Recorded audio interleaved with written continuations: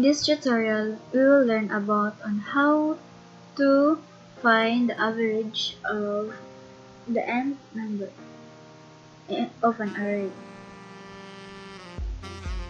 So let's see.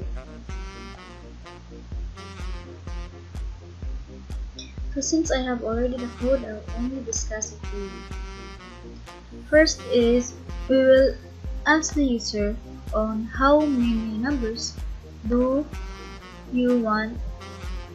Then you will create a variable name list of numbers. It is an empty list. Then the total of 0, since we don't have any number, or we don't have already a total. So in this area we will make a for loop like for I in range n, which is represents the number of the numbers we want to input. So number is equals to n input list of number.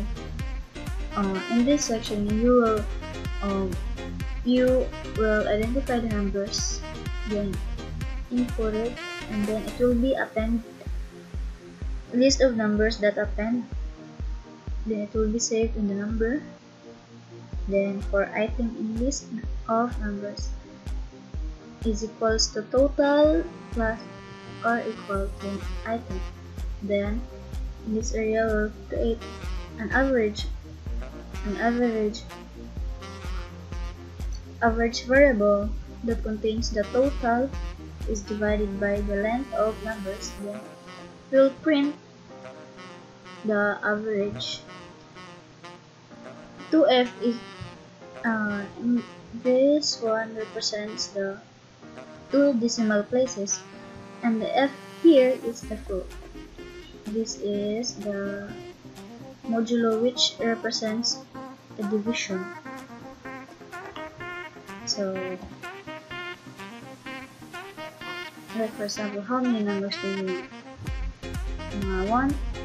It just says I want number 3. Then the list of numbers 21, 23, 43. Then the list of or the average of these 3 numbers is given. So that's how